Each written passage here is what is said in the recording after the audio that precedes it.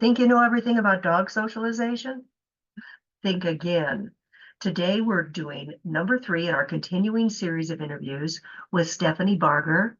She's a behavior animal specialist from Canine Zen. We are going to be busting myths and giving you the real scoop. So let's get started. Stephanie, how are you today? I'm well. How are you? I'm good, and I'm excited about today's topic. We're going to be talking about the key to happy pups. Yes. So much that's always said about socialization and how important it is to socialize your dogs, but no one really defines it that well or goes into all of the details. So, what is dog socialization and why is it important for a dog's well-being? So socialization isn't just dog socialization, although that's part of it. It's also people socialization, getting them to understand that someone walking by their house is not a danger, that someone coming to the door is not a danger, that the ice machine is not a scary monster that's going to get them. You would be surprised at some of the things that we don't even notice anymore in our world that are either a little bit scary or they just don't understand what the importance is or what the significance is. And we have taught our dogs to kind of help keep us safe. And so if we don't teach them what are the safe things and what are the unsafe things, then you might have a dog that's overreacting to a lot of the normal stuff that we experience in our day-to-day lives. So can you imagine if every day from the moment you got up, and sometimes even while you were sleeping, to the moment that you slept, there were things going on around you that were scary or uncomfortable that you didn't understand? How would your well-being be? We'd be a hot mess. We would be Yeah, a hot mess. yeah, So that's why it's important, because they need to understand the world that they're living in. We want to make sure that however we want to live with our dogs, we're making an effort to help them understand that world. right. Well, when do you start? At what age do you start? First of all, am I correct that you really should not bring a new puppy home until they're at least 8 weeks old? At least eight. So, the kind of window that a lot of breeders will use is 8 to 12 months. Hopefully, if you're getting a dog from a breeder, they've already started the process for you, because that socialization period is very fine. The initial socialization period is very finite. It's not that you can't make changes later, but those take more effort, take more time, and may be less successful because you're outside of this window. So, with the caveat that you do not immediately bring your puppy or dog home and have everybody come over and you play past the puppy, Oh, how often does that? okay? Yeah. Or everybody comes over and meets the new dog and is, loving on him, and that is overwhelming. They have just been ripped from everything that they know and are now in this strange place, and now they're being, we are being very affectionate from our perspective. From their perspective, it's very overwhelming. So when you first bring a dog home, you're going to be wanting to give them some time to settle in and learn the routine. And that's true for puppies as well as full-grown dogs. Yes. So it's a brand new situation for them, and it can be very overwhelming. So you don't want to, it's going to be overwhelming anyway. You don't want to increase that overwhelm by getting on the phone and calling everybody to come and meet your new dog. And it's so Or, tempting that. yes, it is. Having said that, it's important that you start socializing to all of the things as soon as possible. So while you're letting your dog settle in and you see that they have a startle response to a particular noise or activity, then you're going to do things to help them realize that that's not something that you need to be afraid of. It's not something that's dangerous. It's the ice maker, right? It's the dishwasher. I've had dogs that are afraid of the stove. Uh-huh. or the oven.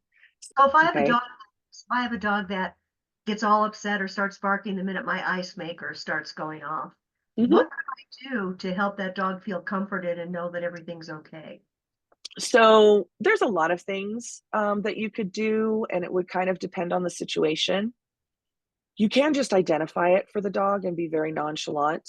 That's just the ice maker. It's nothing to worry about. Okay. You can take them over to the ice maker while it's making the noise and let it see it drop the ice. And if they like ice, give them a piece of ice, right? Oh, look, see this, that noise means that more of this fun thing is being, created. You could use a regular treat for that.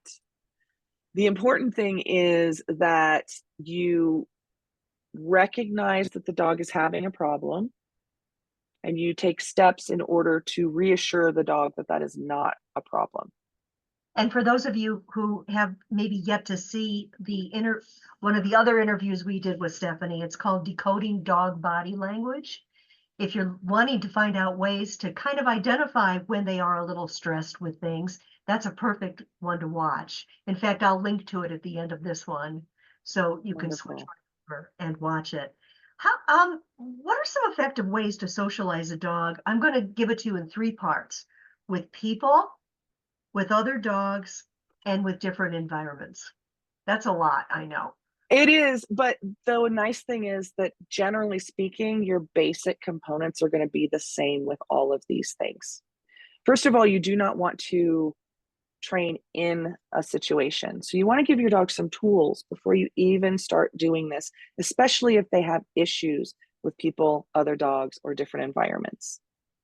So you're going to go ahead and introduce some skills that you can use that will help the dog feel more secure in the environment. That could be some kind of focus cue. It could be a directional cue, like we're going this way. Laying that foundation in the beginning before you actually start exposing them to the things that they're uncomfortable with is important, because they have to know what to do instead of the behavior that you're trying to get them not to do. Right? If you don't give them tools to do instead, then they're just floundering. The other thing I'm is, ready to take my dog into someone else's house. okay, Before the door opens, before I knock, ring the bell, whatever, what should I be doing with my dog? so before you ring the bell, I would be putting those foundational skills. So I'd have maybe a sit if you want them to sit, or a wait if you want them to wait. You don't want them to just barge in. I would maybe have a focus cue where it's look at me, pay attention to me.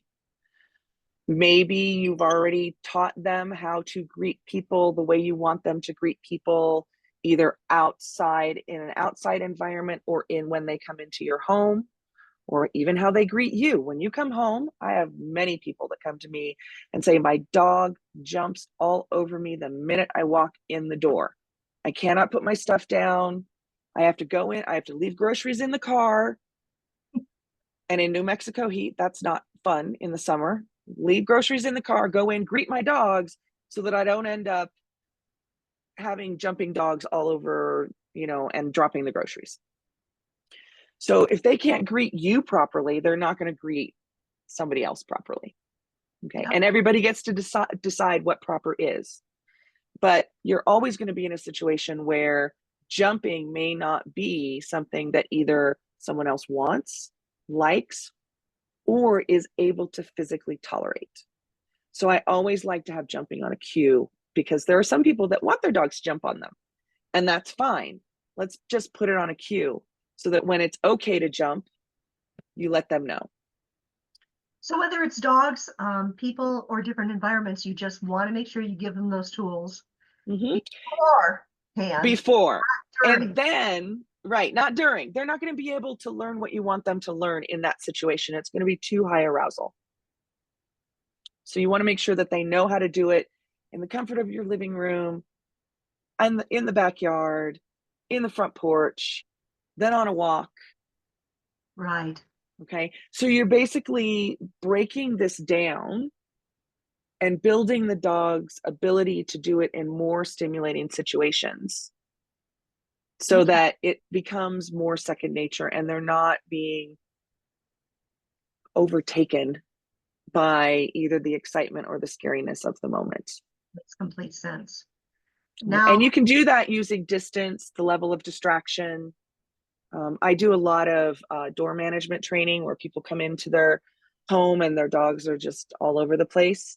And so we will teach them how to go to a spot, wait to be released. And when they come up, no jumping, and it's calmer. So, but that's broken down into, you got to get the door open first before you can actually get the people in the door to do the greeting. So if your dog, as soon as the doorbell rings, goes ballistic, well, maybe we need to work without the doorbell for a while, and we need to just, can I open the door without my dog being going ballistic with nobody on the other side? Good, right? very good, very good. What about now I'm bringing home a dog. Maybe I've rescued a wonderful animal, and this animal is a year or two old, whatever. They haven't been properly socialized. Is it too late? It depends. You may never get to a level of socialization that had they been exposed to things when they were younger, they would be fine with. There's that possibility.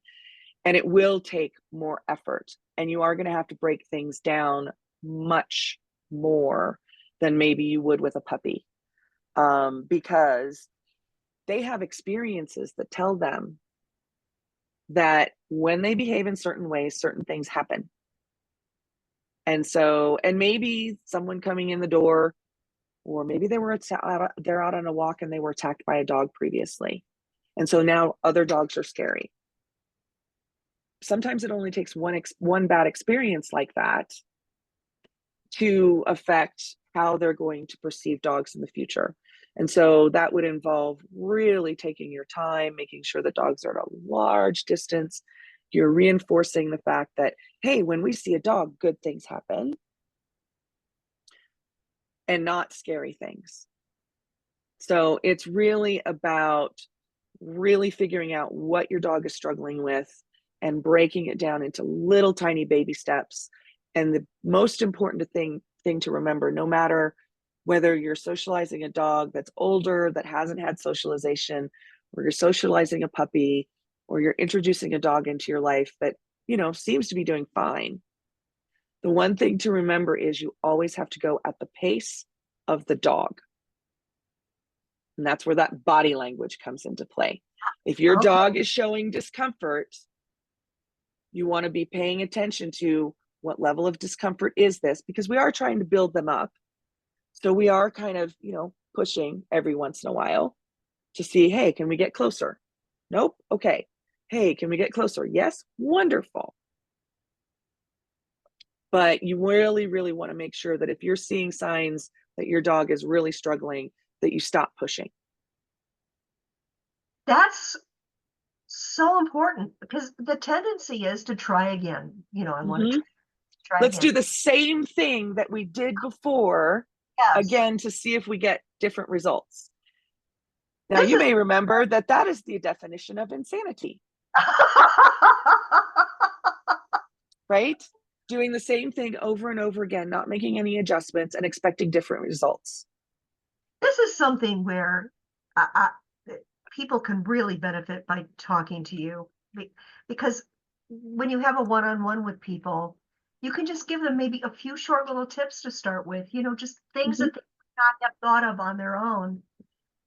And it truly is remarkable how many of us try to do these things on our own, and we really think we know what we're doing. And guess what? We don't. So that said, what are the most common mistakes people make when they're socializing their dogs? Pushing their dog too hard. That was it. Okay, I was pushing your dog so hard that you're getting the reaction that you don't want is even more common. Because the more the dog practices that behavior that you're trying to get rid of, the more likely it is going to happen in the future. Okay. So you really want to be going as slow as you can while still making progress and bumping back and forth. You don't want it always to get harder, because at some point your dog's going to opt out. Right? If, each repetition is harder than the last, then they're just going to say, okay, this is too hard, I'm not going to do it anymore. So you want to bump back and forth, and you want to toggle back and forth between something that's really easy. Let's say they have a problem with other dogs. That dog is 100 feet away, right? And here, look, you get a treat.